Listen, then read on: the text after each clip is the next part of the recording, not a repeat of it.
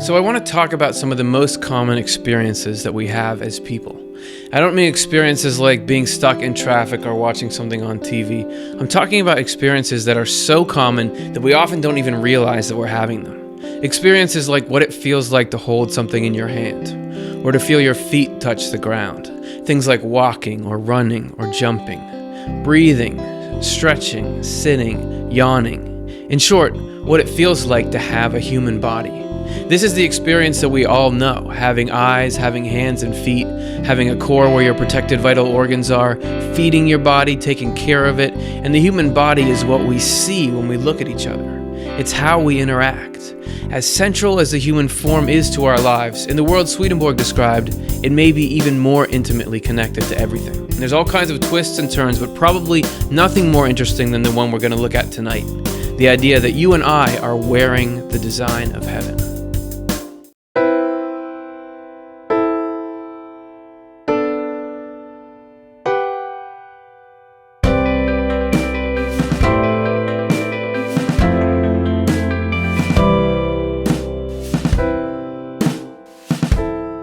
All right, everybody, welcome back to another episode of Swedenborg in Life. Really great to have you guys here on Monday night. Thanks for hanging out. My name is Curtis Childs, and I'm with the Swedenborg Foundation, which, as you probably know by now, is a nonprofit group that works to get Swedenborg's ideas into conversations with the hopes those conversations will do some good, and we're hoping that you are going to be part of this conversation. Remember, every single episode at the end of this show, we have like a live Q&A or commentary, I would call it, since I don't often have answers to the questions, but I do try. So we want to hear your voices wherever you are. If you're on Facebook, YouTube, or any other social media you found us on, write down in the comments what you want to ask about, but also what you think about what we've been saying and anything that you feel like fits in with all of that. So you can get it in there and we can make you part of it. That's going to be fun. So today our subject is the shape of heaven, and I'm excited to get into it. But before we do, there's a couple of disclaimers we need to get through first.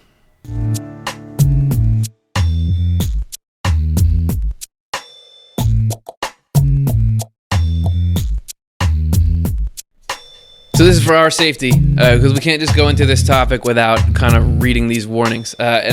These were some things that sprung into my mind as we were putting this show together. Like, this has to be in there first, or nothing that follows will seem wonderful. Right? That's Charles Dickens. Okay, so the first one, don't get a big head. We're going to be talking about the human form as something integral to the fabric of the afterlife and the cosmos, but it doesn't mean that we're super awesome because of it. And you'll see from these next few warnings why. And also, it's a humility is good for you. Arrogance is bad for you. So don't let that seep in, or you'll block out the truth. So, and that's as much a warning to me as it is to you. So one of the reasons why we don't need to exalt ourselves is that we're given the form. Swedenborg talks about we are human because God is human. The form, the shape that we have is an echo or a reflection of a greater reality. And obviously, we didn't really do anything to earn it. We just kind of showed up, and this is the way we showed up. So that's one, but then also it's expansive. The human form is the term we're going to be using, but as Swedenborg describes it, it's something that occurs in a much broader spectrum than human beings. If you look at animals, especially mammals that are more closely related to us, we actually share a lot of similarities in our makeup. You get the same kind of organ systems, just rearranged in a different way.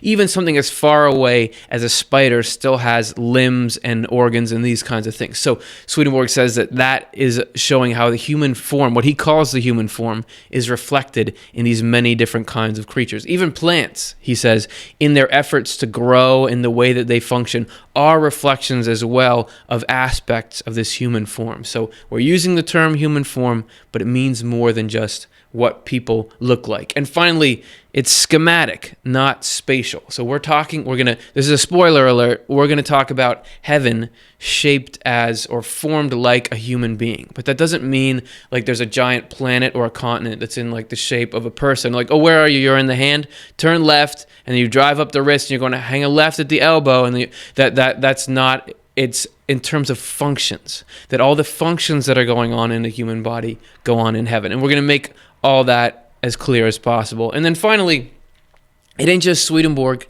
that says this kind of stuff. You find the human form popping up in all kinds of different places. In the Bible, Old and New Testament, in Romans, for as in one body we have many members, and the members do not all have the same function, so we, through many, are one body in Christ, and individually members one of another. And then in Genesis, very famous part here, God created humanity in God's own image.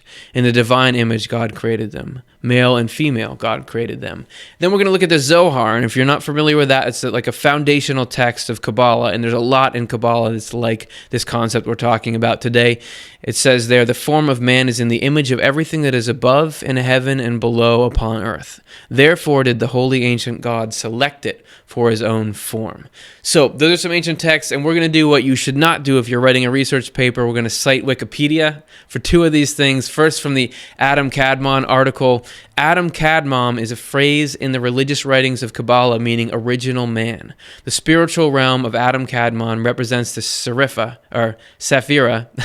the divine attribute of Keter or Keter or something, crown, the specific divine will and plan for subsequent creation. And you see there the idea of the human form being not just a shape, but a plan. So there's some nuance and mystery to it there. And then finally, this is from the Cosmic Man entry. In Jungian theory, the cosmic man is an archetypal figure that appears in creation myths of a wide variety of mythology.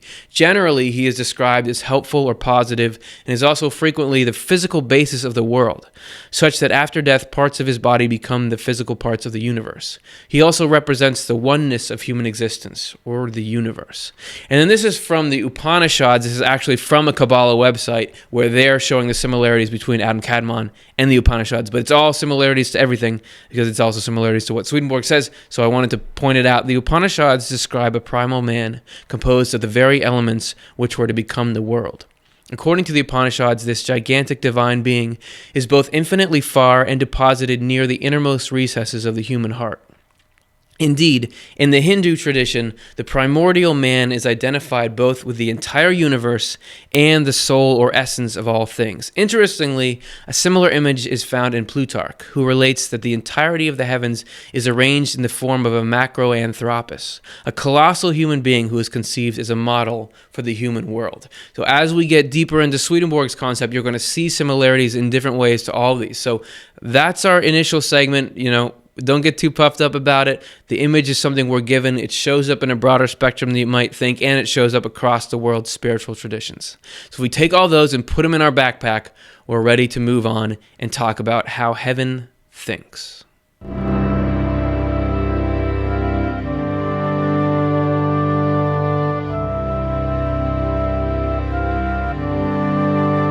So as we've mentioned ad nauseum on this show, the way Swedenborg describes heaven and hell, they are not just places in an afterlife, but states of mind. And primarily states of mind. The places in the afterlife he describes as heaven and hell come about because of the states of mind of the people there. So, keeping that in mind, if we're looking at the shape of heaven or the form of heaven, it's got to be related to the mindset of heaven. So if we can get the mindset straight, then we'll understand where the form comes from. So let's take a look first at Secrets of Heaven, number 8470. And this is just describing some of the mindset of heaven. In a heavenly community, each member shares the good she or he has with all the other members, and everyone there shares with each individually.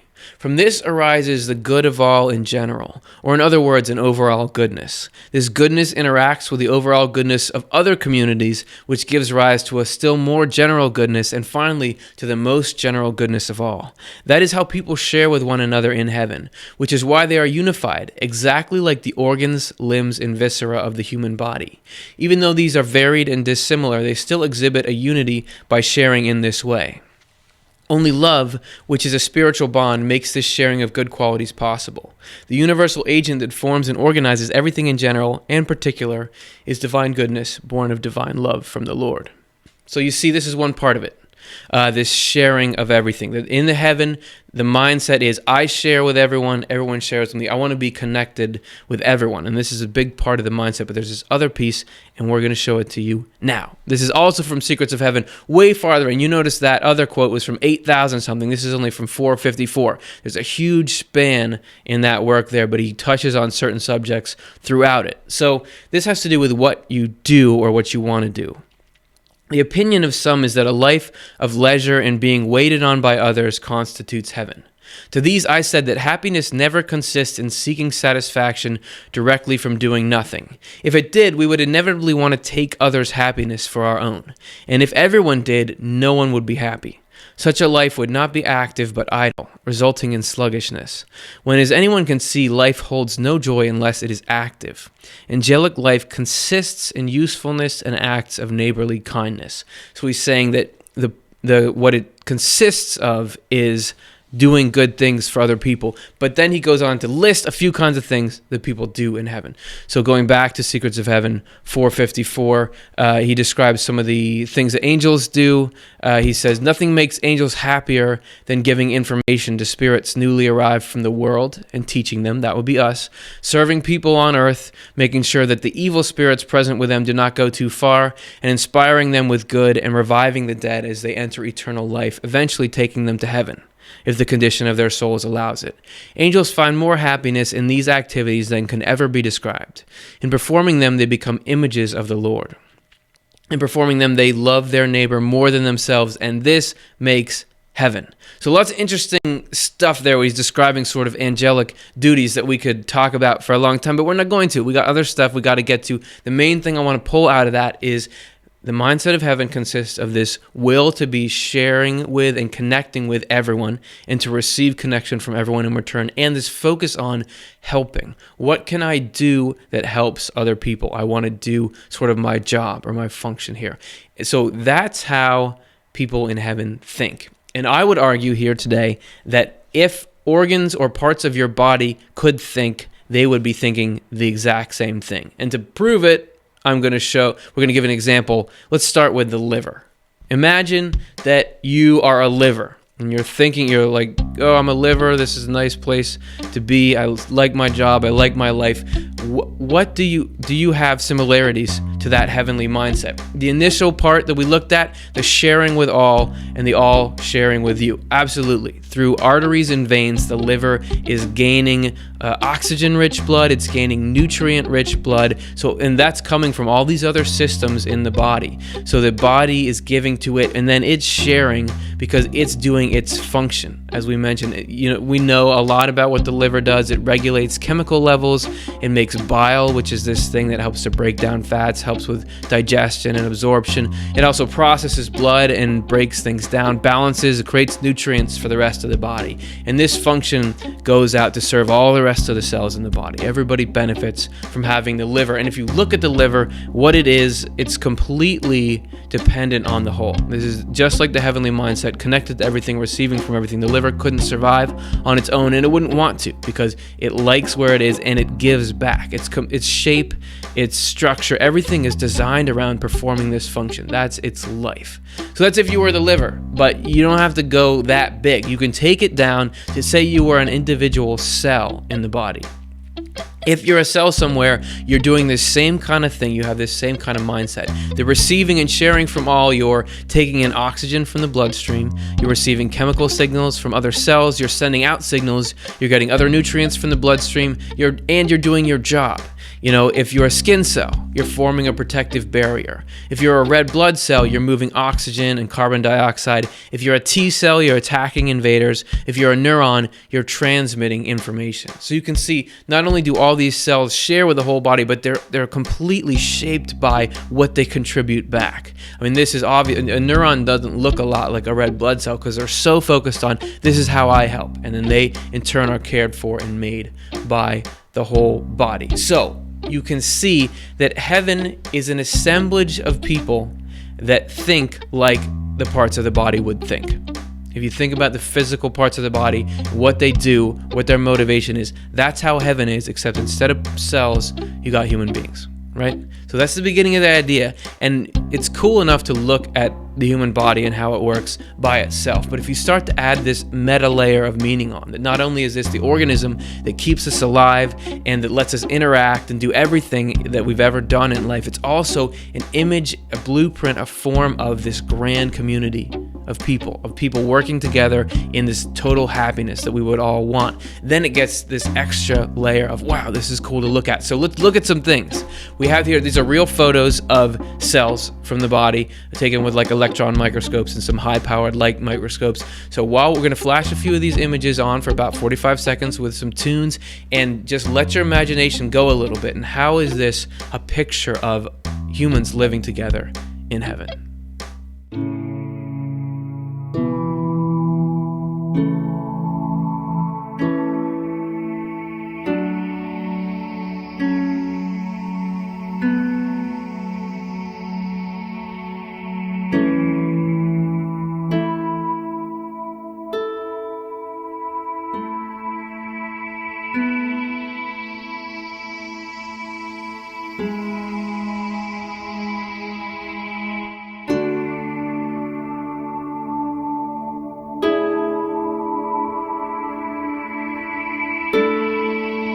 Of course, I wouldn't know in particular what any of those things mean, but look at those images. Doesn't it just sort of scream something cool? It means something cool. I don't know what it is, but it means something cool.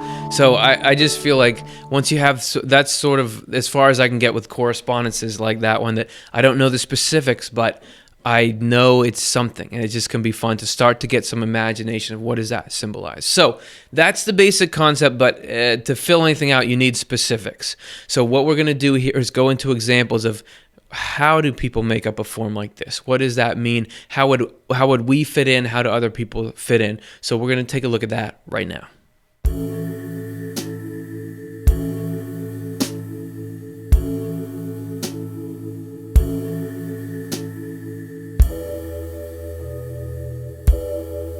So if somebody just came in and started watching over your shoulder and that was the first title they saw, they might be like, oh, you're learning how to tell a hand from a foot? Don't worry, it's going to be a lot more convoluted than that. We're going to get into we're going to be reading Swedenborg here, and this is like graduate level type Swedenborg. We've been doing this show for a while, so some of you are getting pretty familiar with it. What I mean by that is we haven't edited out the confusing stuff. Like you're going to get him referencing like these weird positions in space. This is kind of the stuff that lurks in there, and I wanted to keep it in because it's interesting and it's almost vital to the concept. So if you're feeling a little lost at certain points, ask questions. That's what we do at the end. And also we'll try to explain it as we go. So let's first take a look at what the eye could symbolize. So we're talking about this form of human beings together making this big, huge human. So let's look at specific parts. How could people be like an eye? So yeah, Secrets of Heaven 4528. The eye, or rather its power of vision, has a particularly strong correspondence with the communities in the other world devoted to the beauties of paradise. These communities appear high up, out in front, a little to the right, where a lifelike display of gardens is presented to view. So he's describing, as he has these spiritual experiences, sort of where they appear in space. And that's important, and we're going to get to it more later. The gardens contain trees and flowers of so many genera and species that by comparison, the number of different kinds on the whole planet is small. Every object in those gardens incorporates some element of understanding and wisdom, which shines out from it. You might even say that along with the flowers, specimens of understanding and wisdom fill these parks. Those are the things that move the community members from deep inside, gladdening not only their eyes, but also their mind.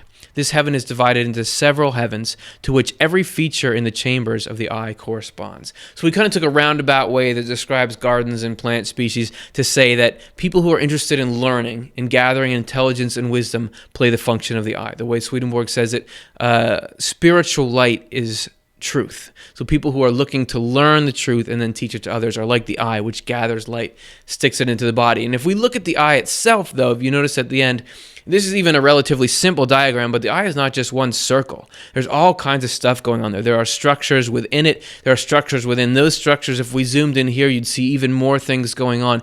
And the way Swedenborg is describing this correspondence or this lining up of the body with heaven, it's not a general thing. It's with every specific part of the eye. And so let's take a look at a tangible example. And this is Swedenborg describing a guy that he knew in life who had died, and then Swedenborg was seeing his spirit, talking with his spirit in the other life. A man I had known in bodily life, though I had not known his disposition or deeper feelings, talked with me several times in the other life, but only briefly and from a distance. He revealed himself in a general way through entrancing representations. He was able to create pleasures for the eye, such as colors of every kind and lovely colored shapes, to insert images of little children wearing beautiful adornments, as angels do, and to add many other attractive, agreeable sights. He worked by exerting a soft, gentle influence on a membrane in the left eye. By these methods, he stole into the affections of other people in order to please them and enhance their lives. Angels told me that people like this are associated with the membranes of the left eye, and they provide a link with paradisal kinds of heavens, where truth and goodness are represented in the form of substance. So, a lot of confusing Swedenborgianisms in there, but what I want to get at is he's saying not only are we talking about something that corresponds specifically to a membrane of the eye, but to the left eye in particular. So this is a guy who seems to be a pretty nice guy. He presents beautiful things to view that teach people, and so he's acting somehow like the front covering of the left eye. So that's one. He gives all kinds of specifics about how people fit in. So the only way I can try to make this clearer and clearer is to keep offering examples. So we're going to do that now. We're going to take a look at something that's completely different than the eye, which is the arm. The arm is a whole different thing, and this he describes in Secrets of Heaven 4932. Spirits and angels in the universal human who correspond to the hands, arms, and shoulders are the ones with power, which they receive through religious truth that springs from goodness. But he gives a little nuance here. People devoted to this kind of truth have the Lord's power because they attribute all power to him and none to themselves. The more they disclaim any personal power, not with their mouth but with their heart, the greater power they have.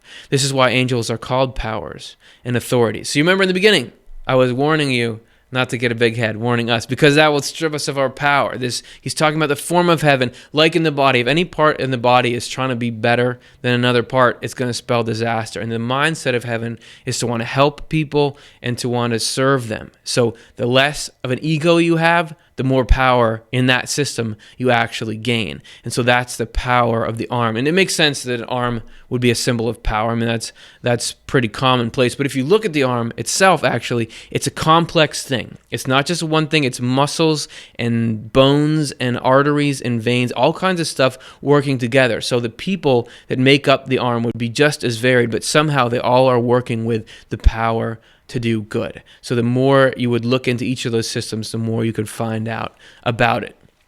So we've looked at, so hopefully this is starting to make sense. If it's not, don't forget those questions. And we've looked at the eye and we looked at the arm, but now let's take a look at what I think all agree is the most beautiful part of all, which is the earlobe. So what would it be to be the earlobe in the body? Is it every part of the body? It really something like that would have some kind of correspondence or meaning? And the answer is yes, and he actually speaks specifically about the earlobe. But as I said, we're getting into sort of the edgier Swedenborg stuff, and to actually get his explanation about the earlobe, you have to go into a relatively obscure part of Swedenborg's catalog, and it's called Spiritual Experiences Minor. There's a Spiritual Experiences, which was his sort of journal, and then there's a part that's minor. So to really explain what this thing we're going to look at is, I've got two experts from the translation team for the New Century Edition to lay it all out for you. When Swedenborg did have spiritual experiences, he started to write them down right in the middle of a doctrinal book he was writing with highly indented paragraphs. This went for a course of, say, 20 years, and it was about 6,000 entries in all. In real time, day to day, he was recording what was happening to him in his spirit in the midst of writing this doctrinal exposition about the Word. So even people who are very familiar with Swedenborg's works get somewhat confused about this existence of the Spiritual Experiences Minor, or the older title was Spiritual Diary Minor because it has these dated entries. The minor is just a fault of a numbering problem that Swedenborg had. He had this interesting habit he'd picked up from the time that he published works on the sciences, on anatomy and so forth. The style of that time was to have numbered paragraphs from beginning to end so that people could refer to them by these numbered sections rather than using page numbers. Well, he had numbered up to passage 4,544. He'd written a lot in the book already. And he wrote in these long, thin books that were kind of cool. Paper was very expensive then. He took a trip. And so he decided, it would really be nice, this is too bulky to take with me on the trip, so I'll take something smaller and write in something smaller. So he started number 4545 and wrote in this for about 300 numbers while he was on the road. Then when he got back to the larger one, he started writing again. And I think what must have happened is he looked back and he saw, 4544. So he started with 4545 again. So there were two of everything from 4545 to 4832. There's two of everything, two of every number. And so editors coming along later, publishing this material that he had no intention of publishing as far as we can tell, they needed to do something with the fact that it had this double numbering. What are you going to do? So they called the diary minor, because minor means smaller, and it was written in a smaller form. So it's all it's just all in sequence, and everybody knows where it goes. It goes in the middle there, but it's caused wonderful confusion for people studying Swedenborg. So we had that in there on good faith that you are all as interested in Swedenborg trivia as I am, but I feel like it's kind of important to get to know a little bit about, if we're here discussing the ideas from Swedenborg, what was the actual phenomenon like when he was recording this stuff? Where did it all come from? So that's a little bit of Swedenborg history, and hopefully gives you a sense of this is a relatively obscure thing that we're taking a look at, but he has very interesting info in there. So let's dig into that spiritual experiences minor. This is from number 4813, and he titles it, Those Belonging to of the Earlobe. There was a spirit with me who flowed rather forcefully into my thought whenever I was treating about matters concerned with providence, such as concern that I might not receive a response from the printer. So this is Swedenborg saying he had spiritual experiences about being worried whether his books would be published or not. And each time I was driven into anxious thoughts about this matter. Then I was told that it was a spirit belonging to the province of the outer ear, and in fact the earlobe, or fleshy appendage hanging below the cartilaginous part, or rather, if you didn't get that, the thick membranous cartilage is who was doing this. And it was told that he had been of a mind in the life of the body that when he had prayed for something and had not obtained it, he would become very indignant and come into doubt concerning providence. And yet when he was outside of that state of mind, he still practiced piety obediently as the elders had instilled it into him. These are those who are imbued with simple obedience. So, the way that Swedenborg describes it, learning to trust the divine and sort of rolling with the punches, being content with what life is giving you to a certain extent, is a pretty important spiritual trait to cultivate. This guy hadn't quite done it, but wasn't a really bad guy, so he still is going to be part of the body. You think about the earlobe, and is it part of the body? Yeah. I mean, if you are going to get any kind of infection there, the entire body is going to kick into gear saying, hey, we're going to protect you. We're going to send everybody up there to save you. Blood goes up there. Nutrients go up there. It's completely in the body. As far as what it's giving back, it's a little more peripheral than something like the liver or the heart. Actually, I've looked up what does the earlobe do. People don't even really know what it does. Some people think it's a blood supply for the ear to keep it warm and to keep blood on hand. Another think it's to funnel a little extra sound up. So it's doing something, but it's not, even if you're not as into serving the whole as other people are, there's still a place for you and you can still be doing something. So those are some examples of how people fit in, and hopefully that gives you a bigger picture of how heaven functions in the human form. Remember to ask questions or anything like that if you have them. In the meantime, we're just going to steamroll on, take a look at our next section.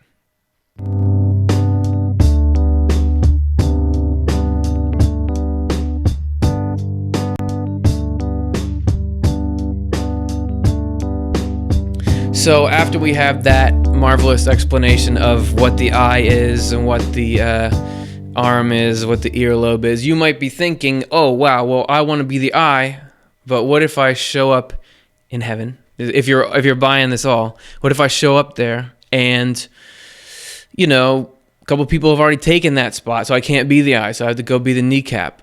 How does that work? And the way that Swedenborg describes it, if you showed up as going to be a part of the eye, everybody there would say, that's awesome. Come on in. Things are going to be better because you're here. Let's take a look at a quote we looked at last week. This is from Heaven and Hell 71. Every community in heaven is growing in numbers daily, and the more it grows, the more perfect it becomes. In this way, not only is the community perfected, but heaven in general is perfected as well, since the communities constitute heaven. So what he's saying is that the more people answer to any one function, the more improved that function is. So you see this in the physical body. This is an undeniable part of how the body works. And to explain it, here is somebody who actually knows how the body works. I actually love this particular topic because you can make the argument that pretty much every human body system needs like intricate levels of cooperation to make it do what it does. And so we think about how muscles work. There actually is lots of cooperation, I would say, at the micro, like cellular level, and then at the macro muscle meat level. At that cell level, one motor neuron, so like one single nerve cell, controls on the average roughly around 200 muscle cells, muscle fibers. So then given what I have to move, am I lifting a feather? Am I lifting a rock? Maybe one motor nerve can make me lift a feather, but if I'm going to lift a rock, he then has to recruit. We actually call this cellular recruitment. He has to let a bunch of other nerve cells know I need more, and then all of those nerves each bring their 200 muscle cells together and lets me get a more forceful, at that cell level, one individual muscle cell contracting. If I take that all the way out to the muscle organ level, think about like a pretty simple move like flexing the arm at the elbow. The main mover there is a muscle called brachialis. It actually runs from the shoulder to then just below the elbow. It lets me give a flex like that. But it has other muscles working with it, most notably biceps brachii. That's a synergist muscle. Those two muscles together give me a nice flex. You can even think about that synergistic pair versus then we also have antagonistic pairs. I actually love this, thinking about the antagonist cooperating. So my brachialis biceps lets me flex. My triceps lets me extend back out.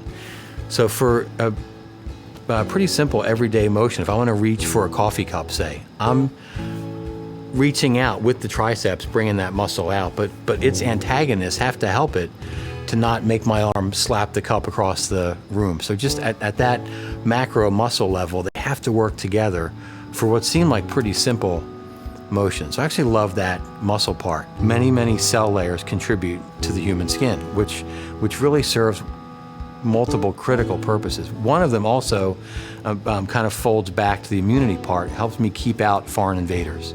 If I don't have all these many layers doing their job, viruses, bacteria, will get easy access to the inner surface. And then also, it's a really simple function, keeping water in and out. If I don't have multiple functioning skin levels, I either will lose all of my internal water very quickly and I'll dehydrate, or will let too much water in. If I go swimming and don't have functioning skin, I will drown internally from having water rush in through all these levels.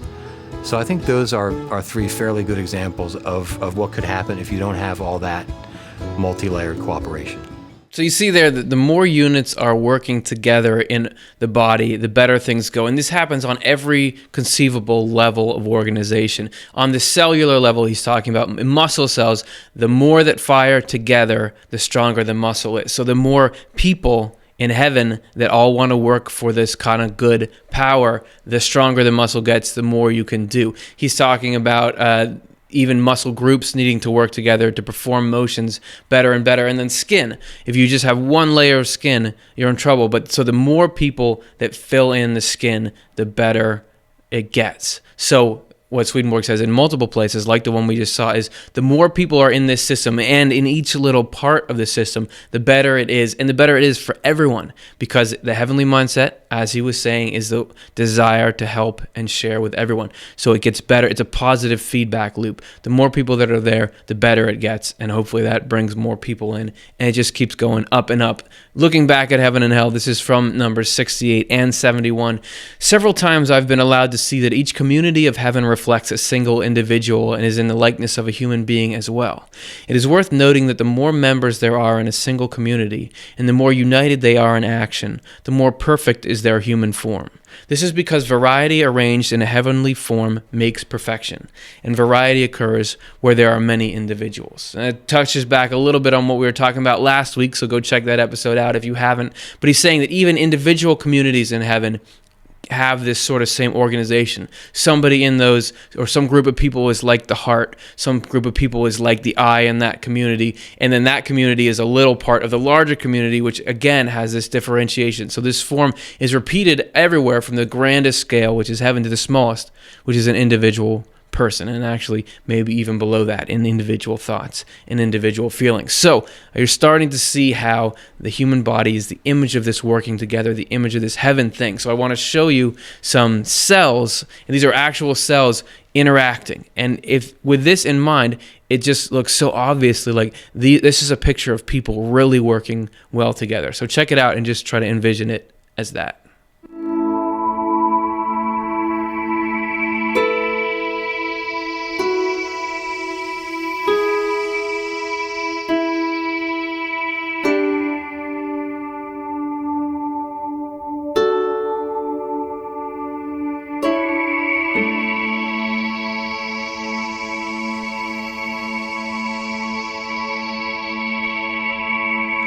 So everything in there could potentially be, so they're like sharing these little dots of dye, that green stuff, and what is that is passing ideas along, they're forming this kind of chain. So it's just cool to think about, what's it all mean. So we've been trying to take you guys through this idea in a pretty logical, sequential way that hopefully it's starting to make sense. And if it is, we want to remedy that, because we're going to go off on a little sort of tangent for this next segment.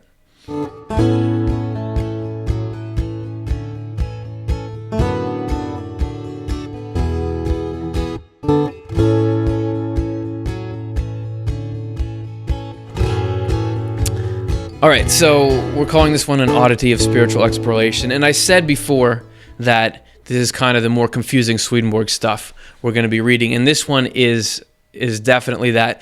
But it needed to be put in here because it kind of shows this way that the whole entirety interacts with the individual person. So instead of me just trying to explain it, let me give you the text. This is from Secrets of Heaven 4:403. He says, I was able to observe and learn what spirits were like and which area of the body they belonged to by their position and location in me, their horizontal level, and their remoteness on that level. So when he was having his spiritual experiences, he would interact with people in the next life, and people who had died and were in spirit. And he would say these interactions would always have some kind of association with a certain part of himself. And by that interaction, he could actually tell some of the quality of the people he was dealing with. He says, the ones who appeared near me were usually the agents of entire communities. Communities delegate spirits to visit others, whose thoughts and feelings they perceive through those spirits. That is how they communicate with others. By the Lord's divine mercy, though, these so-called proxies or emissary spirits will be discussed separately. I have observed the following about them. The ones who appear above the head and close to it are those who teach and readily allow themselves to be taught. The ones low and at the back of the head are those who act quietly and discreetly. And he goes on to say, the ones near the back are similar. The ones at the chest are those who possess neighborly love. The ones in the groin are those with marriage love. The ones by the lower legs are earthly spirits, and the ones by the feet are the coarser ones of this kind. The spirits near the face are of different types according to their correspondence with the facial sense organs. The ones by the nostrils, for instance, are those who have the skill of perception. The ones by the ears are obedient. The ones by the eyes are those with understanding and wisdom, and so on. So let's say you had watched this show a few times and you decided to try to ask your friend or someone you knew to come watch it. Like, it's not that weird. It's cool. Well, wrong episode to do it. We're giving you like the weirdest Swedenborg stuff. But if you notice what he's saying there, he's having these spiritual experiences, and he's saying when you interact with that world, everybody is associated with a certain part of the body, because the body is a picture of the totality of human potential. And so you have this, on a micro level, this interaction between the where you are kind of mentally and where you would show up, where you would affect on someone by interacting with them. Swedenborg wrote, the human organism is designed to interact with the heavens. So somehow, and I don't fully understand it, I would assume Swedenborg did, but it's hard to grasp, we are a little map of everything. So everything has a reference point when it comes in to us. So there's just something extra to put in your holster, and you can go and surf the nether regions of Swedenborg's works to find out more. But I just want to put that in there. All right. So now that we've like put all this on your plate, we better make sure it was worth our while, right? Let's talk about why it matters.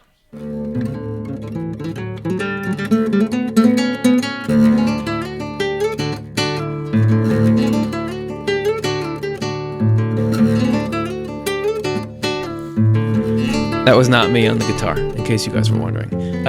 So why does it matter? So we're learning about this sort of out there cosmic organization of heaven. What does it mean for you and I that are living here? I mean, initially there's just this, idea of a wealth of knowledge about spiritual things. That if we can get the basics of this kind of this metaphor that, okay, the body is a symbol of heaven, the mindset of heaven, and the organization of an afterlife heaven. Once we know a little, anybody can learn about how the body works. So we can go from there to all kinds of symbolism and everything. And I think it's a model, most importantly, of how we can contribute. If we see the body as a template for the best potential human community, then the more we learn about the body, the more we can apply that. And you already kind of in organizations have a sense of that, okay, some people are acting like an eye, some people are acting like a hand or like some kind of power. So the more that we delve into that, the better we can probably get ways to work here. And then also knowing what the body is and what it's a map of, we might treat it a little bit better, not even necessarily eating healthier, but just the way that we look at the body and the way that we talk about it and focus on it in society, maybe we could get a little more health in that system. Those are my thoughts on it. Hopefully you guys found it interesting. Looking forward to hearing your thoughts. Remember to get your questions and comments in, and we're going to talk about them right after this break.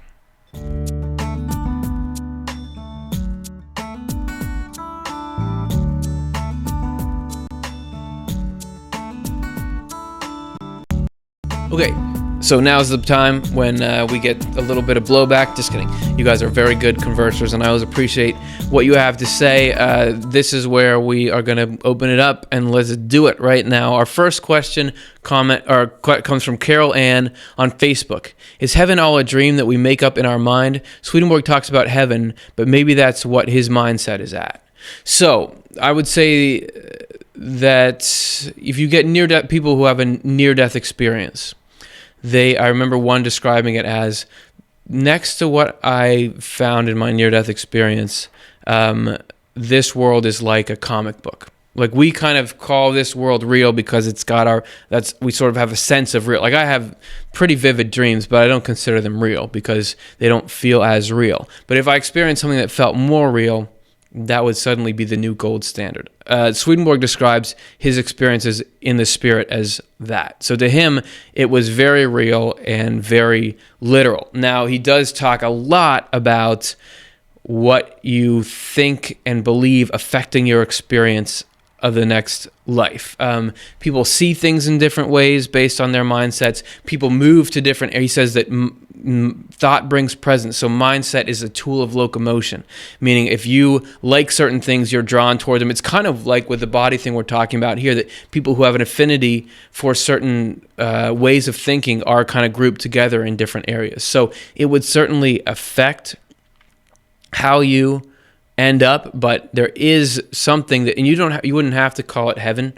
You could, but there is something that's an organism that's tightly organized, like we're talking about here, where people really do live in this, and it's in a matrix like this one we have now, where everybody's sharing a reality. They can talk, interact, and from all accounts, much more solid and realistic than what we have here. So that's a good question. Thanks very much. Let's get to our next one. This is Margaret on Facebook. What does bodily disease represent in terms of the spiritual world? And that's an awesome question, and we could do a whole show about that. If you think about it on a physical level, we talked about the parts of the body.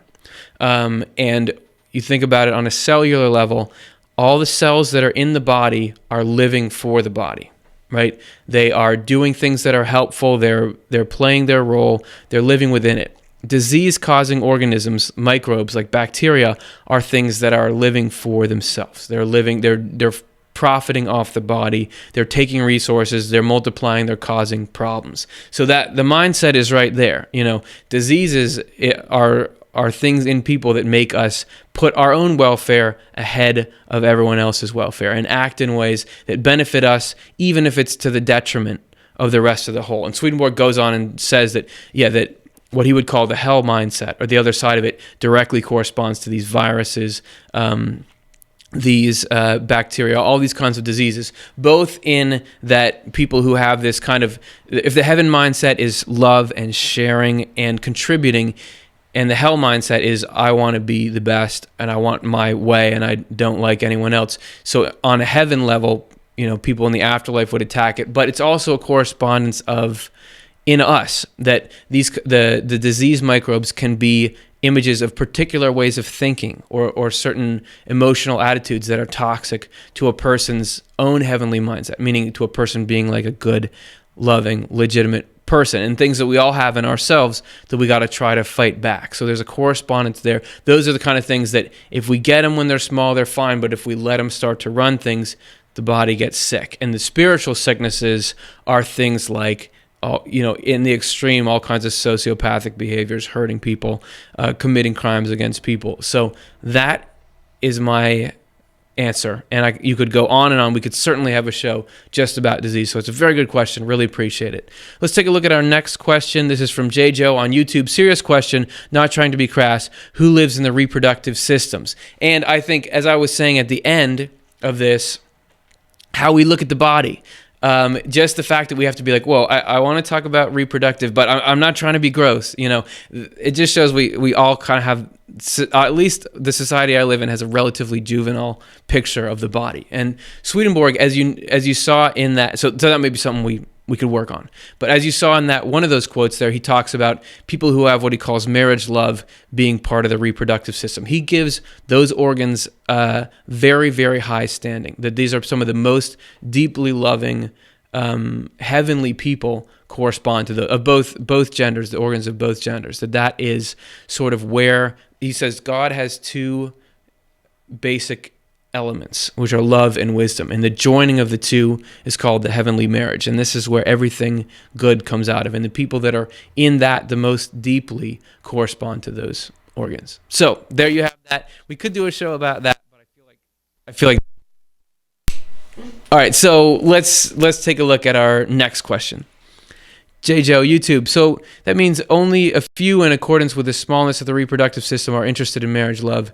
Yet Swedenborg states that nearly everyone is married in heaven. Yeah. So it can't be that only people who are in the eye want to learn, because part of the main joy of heaven is learning and growing. So it must be that there's, and like the point you make, that it can't just be only those people are married. So it has to be people who have a certain kind of devotion to that, or that's essential, or understand it in some kind of deep central way. Or maybe it's just people who are helping things. If you're contributing to that in everyone, you're in that. So it's a great question, and it's one you have to think of further. But what makes you in a particular province? It's not that you exclusively have that. All right, so let's take a look at another one. This is from Michael on YouTube. If we find ourselves in one area of the body as we grow and change, growing in love and wisdom, would our position change in regards to location in the heavenly body? I would think so. I mean, Swedenborg does talk about, we kind of, like in this world, there's like pregnancy, and in the womb, there's a lot of formation going. Once you're born, things are a little more set, so if something happens, he sort of says that that's how the next life is, that we set a lot of who we are when we get in here. But he certainly does talk about people moving positions as you kind of go through this process of coming into the core essence of who you are. And so I would imagine there's room for that. And if we're going to be around forever, there's got to be some kind of growing and changing. So I think you find he says the heart of divine providence, or of how God runs the universe, is that we can be in a particular place that's the place that suits us the best. So I would imagine you might not start there right away. You might move to get there. As to when you get there and do you move after that, I don't know. I don't know. Life is too long for me to know that, but there is at least some kind of movement. So great question. Let's take a look at one more question and then we'll wrap it up. This is from Edith on YouTube. Every time in prayers I see neutron color waves or purple waves. How would you say we could relate to spectral emissions of light waves? So we talked, I think it was last show or 2 shows ago, when we were talking about what does God look like, we had Ed Higgins again talking about sight and how sight is a perception of different kinds of light waves. And so colors are just a different part of that spectrum. And Swedenborg is saying that the truth is spiritual light, So if you're talking about specific colors, I don't know the specifics of it. I'm sorry I'm saying the word specific so much, but it's the best word for the job. I don't know what the specific correspondence of particular, like what does purple mean? He does go into it a bit. I'd have to look it up. But it could be that if you want to correspond to one of those covers, it would mean that colors, it would correspond to what you understand somehow that kind of truth in a deep way. Or if you're like, there's all these cells in the back of the eye, and I imagine that some of them respond to certain colors, and if maybe you're one of those, if you understand the purple truth, whatever that is. Okay, I said it was going to be the last one, but we got another question. So I'm going to do this one, and this one is the last one. What significance do excretory processes have? Yes, we covered reproductive. We might as well cover that. And this is something I wanted to do an entire show about, but heaven and hell, the process, in brief, I'll spoil the whole show. The process of digestion, eating and digestion, is exactly like the process of going into the spiritual world. Swedenborg says you can either get absorbed right away up in the mouth, or if you need more processing, you can get chewed up a little bit, go through some hard things, but then that really frees you up. And the whole thing is this process of going through, like, will you be part of the body? Do you want to be part of the body? And so you're trying to get in through all the way through the intestines, through everything. If you still refuse to go into the body, you got to get shot out. However, even people who are in this hell state of mind that don't want to go into the body can have a use. You think about, poop makes plants grow, all kinds of stuff. So there is still a use there, and we could get to that too. But great question. I still want to do a show on that whole thing. Everybody, it's been a really good time hanging out with you. This is a subject I really like. It's cool to see you guys processing it.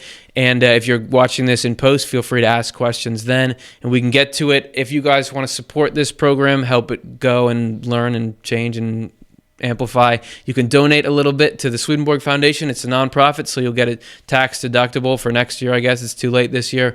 And that'll really help us out. So much appreciated. And in this episode, we were looking at the way a spiritual thing, heaven, parallels or mirrors a physical thing, the body. And we're going to continue that next week, except instead of the body, we're going to look at something else that we're all experiencing right now, which is the internet itself. So I hope you guys join us as we take a look next week at how the spiritual world is like the internet.